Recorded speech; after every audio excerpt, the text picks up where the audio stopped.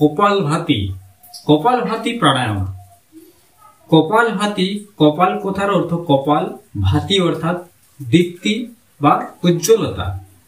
তো এই যে কপালভাতি, কপালভাতি প্রাণায়াম করলে আমাদের শরীরে প্রায় 99% রোগ থেকে আমরা মুক্ত পেতে পারি এবং আমাদের শরীর, মন, মেজাজ সমস্ত কিছু সুস্থ সবল আমাদের হয়।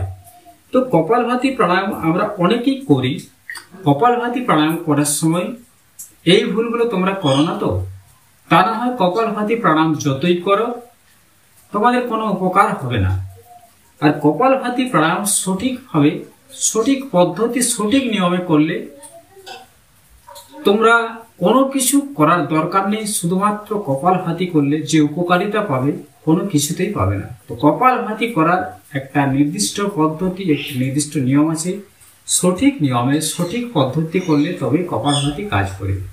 কপালভাতি আমাদের শরীরে কিভাবে কাজ করে এবং কপালভাতি কিভাবে করলে আমাদের শরীরকে সতেজ করে, সেই সাথে আমাদের রোগ থেকে মুক্ত করে। তো সর্বপ্রথম আমি তোমাদেরকে বলি যে কপালভাতি প্রাণায়াম করার জন্য হাতে একটি মোবাইল আমরা রাখবো। এর কারণটা আমি বলছি।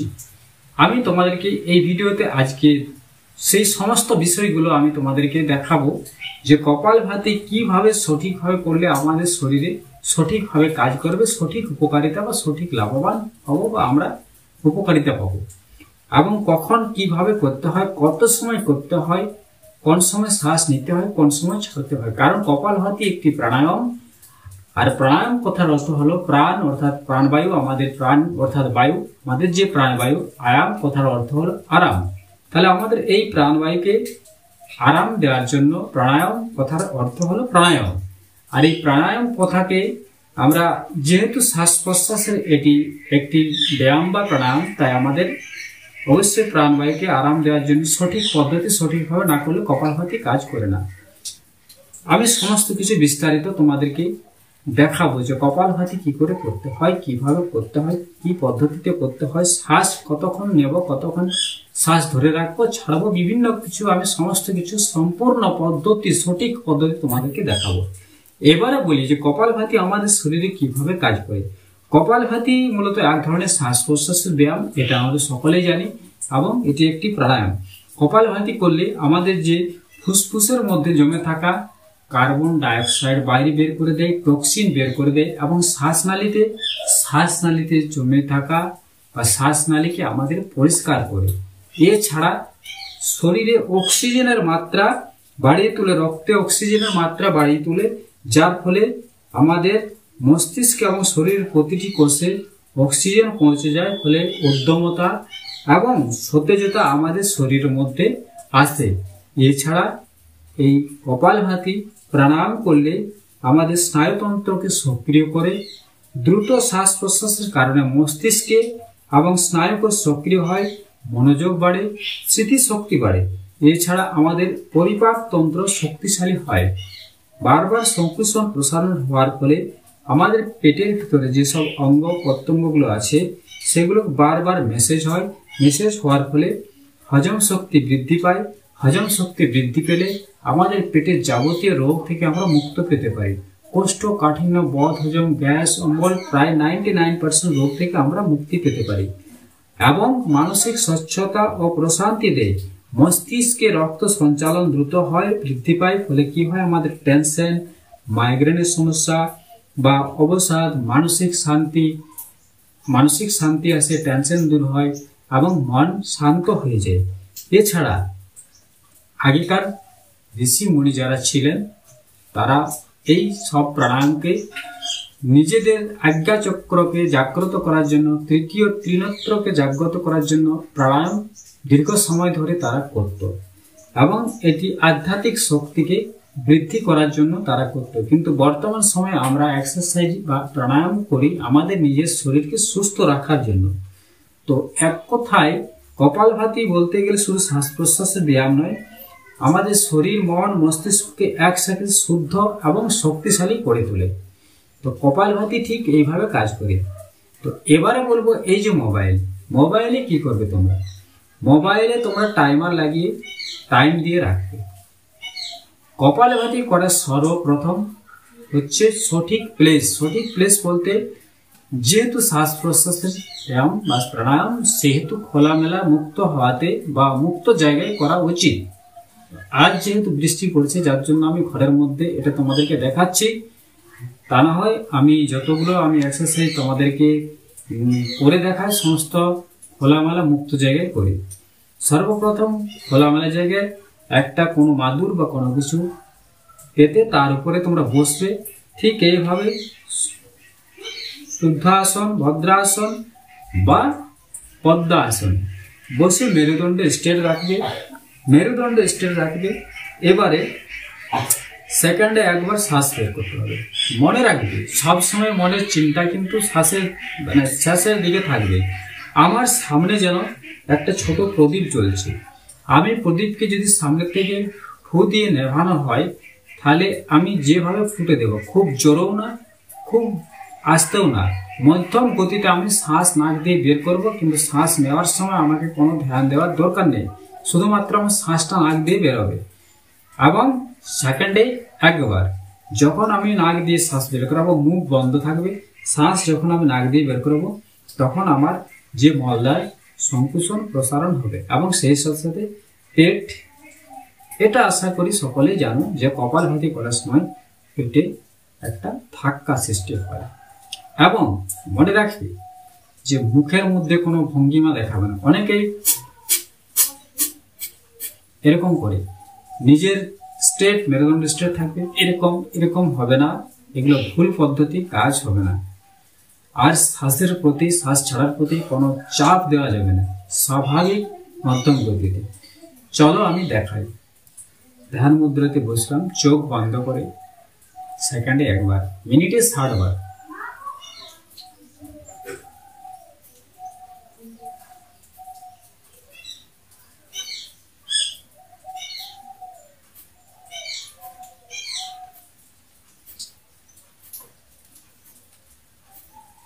কিছু বুঝতে পারছো? আমার মুখ একেবারে, মুখের মধ্যে কোনো ভঙ্গিমা নেই, কান আমার এরকম, হাত আমার উঠবে না। অনেকেই করে, এগুলো ভুল পদ্ধতি। এবারে বলি, যখন তোমরা এই যে শ্বাস ছাড়ছ এটা হবে, ঠিক আছে, সেকেন্ডে একবার। এরপরে আমাদের পায়খানা, মলদ্বার সংকুচন প্রসারণ হবে। এতে করে পায়েসের সমস্যা থাকলে ঠিক হয়ে যাবে।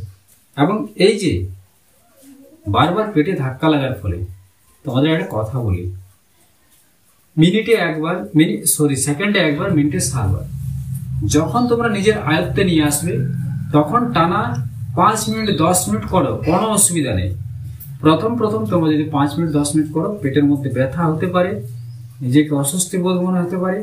মিনিটে একবার করবে, 1 মিনিট করে করবে, আবার রেস্ট নেবে।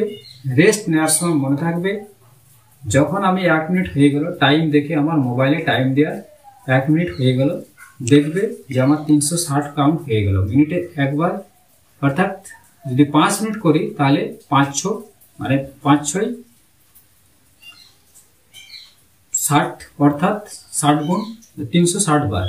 কিন্তু প্রথম যাদের অসুবিধা যদি বুঝতে পারো তাহলে 1 মিনিট করবে, 1 মিনিটে 60 বার হচ্ছে, 60 বার সংকুচন প্রসারণ হবে। এরপর রেস্ট নেওয়ার সময় অনুলোম বিলোম করবে। আশা করি অনুলোম বিলোম সকলেই জানো। ডান নাক সরি, নাকের ডান পাশের নাসারন্ধ্র হালকা বুদ্ধ আঙ্গুল দিয়ে চাপ দিয়ে বাম পাশের নাসারন্ধ্র দিয়ে শ্বাস নেব খুব স্লো ভাবে। নেওয়া হয়ে গেলে এই নাসারন্ধ্র দিয়ে শ্বাস ছাড়বো, শ্বাস ছাড়ার পর হয়ে গেলে আবার এই নাসারন্ধ্র দিয়ে শ্বাস নেবো। এবারে কিছুক্ষণ 2-10 বার অনুলোম বিলোম করবে, আবার কপালভাতি করবে। কিন্তু মনে রাখবে কপালভাতি করার সময় এই ভুলগুলো করবে না, এইভাবে করবে না, এরকম করবে না, ঠিক আছে? কারণ এতে করে উপকার হবে না। এবারে বলি যে এই যে পেটের ধাক্কাটা হচ্ছে যে আমরা যদি কোনো লোহার বা টিনার জিনিসে যদি মরিচা ধরে গেলে আমরা যদি এদিকে ধাক্কা মারলে কি হবে, সেই মরিচাগুলো খসে পড়ে যাবে। ঠিক আমাদের দীর্ঘদিন থেকে পেটে জমে থাকা মল, আমাশা বা পেটের সমস্ত নোংরাগুলো যখন আমাদের ধাক্কা মারা হয়, তখন কি হয় যে আমাদের যেখান থেকে পাচক রস সৃষ্টি হয় সেই জায়গাটা বন্ধ হয়ে যায় দীর্ঘদিন থেকে জমে থাকা মলের জন্য। কপালভাতি প্রাণায়াম করলে সেই ধাক্কা লাগার ফলে মল বেশ কিছুদিন করার ফলে সেগুলো বাইরে আমাদের মল আকারে বাইরে বেরিয়ে আসে।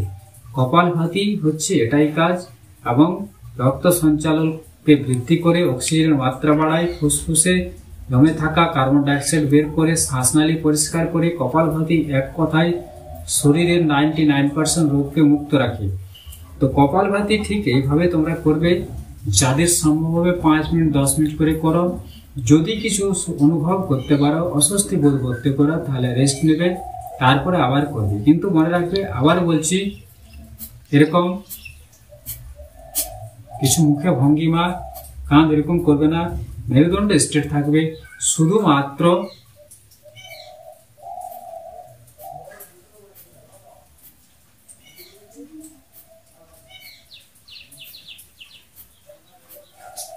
এইভাবে করবে। তো ভিডিও দীর্ঘায়িত হওয়ার জন্য আমি বেশি দীর্ঘায়িত করছি না। তো সঠিক পদ্ধতি এইভাবে তোমরা যদি করো, আমি তোমাদেরকে বলছি যে তোমরা 7 দিন করো। 7 দিন করার পর তোমরা দেখো কি হারে তোমরা নিজেদের উপকার বা নিজেরাই উপলব্ধি করতে পারবে। এবারে বলি, এই কপালভাতি সবসময় খালি পেটে করবে। সকালবেলা ঘুম থেকে উঠে শৌচকর্ম অর্থাৎ পেট পরিষ্কার, পেচ্ছাপ পায়খানা করার পর তবেই করবে। বিকেলবেলা করবে। খাবার 4 ঘন্টা পর। বাকি সময় এই কপালভাতি ভরা পেটে করা যাবে না। এবং বিশেষ করে যাদের হাইপারটেনশন বা উচ্চ রক্তচাপ বা যাদের হার্টের প্রবলেম, তারা এই কপালভাতি একটু স্লো গতিতে করবে। এবং পেটে যাদের অপারেশনের সমস্যা থাকে তারাও স্লো গতিতে করবে। তো এই ছিল বন্ধুরা আজকে কপালভাতি সঠিক পদ্ধতি বললাম, সঠিক নিয়ম বললাম, সঠিক প্লেস বললাম, কিভাবে করবে। তোমরা যে কোনো মাধ্যম দিয়ে কপালভাতি প্রাণায়াম বা কোনো প্রাণায়াম করার আগে সবসময় মনে রাখবে, আমি বারবার বলি, প্রাণায়াম ব্যায়াম এক্সারসাইজ করার সময় শ্বাস প্রশ্বাসের বিশেষ ভূমিকা আছে। বিশেষ করে এই কপালভাতি, অনুলোম বিলোম বা উদ্গীত ভাবমৃত যেসব প্রাণায়ামগুলো আছে, প্রাণায়াম অর্থাৎ হলো প্রাণ বায়ু, অর্থাৎ প্রাণকে আরাম দেওয়া। তো শ্বাস প্রশ্বাসের ব্যায়াম, তাই শ্বাস প্রশ্বাসের দিকটা সবসময় ধ্যান দিতে হবে। আমি যেভাবে বললাম তোমরা দেখো, না তোমাদেরকে যেতে হবে কোনো ডাক্তারের কাছে, না খেতে হবে কোনো মেডিসিন। এবং এক্সারসাইজ করো, প্রাণায়াম করো, যোগ করো, নিজে করো, পরিবারের সকলকে করো। পরিবারের সকলে সুস্থ থাকবে, ভালো থাকবে। আর আমাদের এই চ্যানেলের পক্ষ থেকে আমাদের একটাই বার্তা, সকলকে যোগ শেখাও, সকলে যোগ করো। ডাক্তারের কাছে না গিয়ে, ছোটাছুটি না করে, নিজেদের শরীর নিজেদেরকে নিজেরাই ঠিক রাখো। নিজেদের ডাক্তার আমরা নিজেরাই। তাই যোগ আমাদের একান্ত করা দরকার। সেই সাথে সাথে আমাদের দিনচর্যা সঠিকভাবে করা দরকার। তো বন্ধুরা, আজকে এই কপালভাতি প্রাণায়াম তোমাদের কিভাবে তোমরা এটাকে গ্রহণ করেছো, কপালভাতি প্রাণায়াম যদি তোমরা করো, কি এরকম ভাবে করো জানি না, কিন্তু আমি একজন একজন মানে যোগ শিক্ষকের কাছ থেকে বা আমার গুরুদেবের কাছ থেকে যে দীর্ঘদিন থেকে আমি যোগ শিখেছি, প্রাণায়াম শিখেছি, সম্পূর্ণ সেই জ্ঞান আমি তোমাদের সাথে শেয়ার করছি, ভাগ করছি। তাই কে কিরকম ভাবে তোমরা এই কপালভাতি এক্সারসাইজ বা কপালভাতি প্রাণায়াম করো, অবশ্যই কমেন্ট করে জানাতে ভুলবে না। আর এই সম্বন্ধে যদি কিছু তোমাদের প্রশ্ন থাকে, অবশ্যই কমেন্ট করতে ভুলবে না। চলো, সকলে যোগ করো, সুস্থ থাকো, এই কামনা করি। আজকের পর্বের এই ভিডিও আমি এখানে শেষ করছি। সকলে ভালো থাকবে, সুস্থ থাকবে। ধন্যবাদ।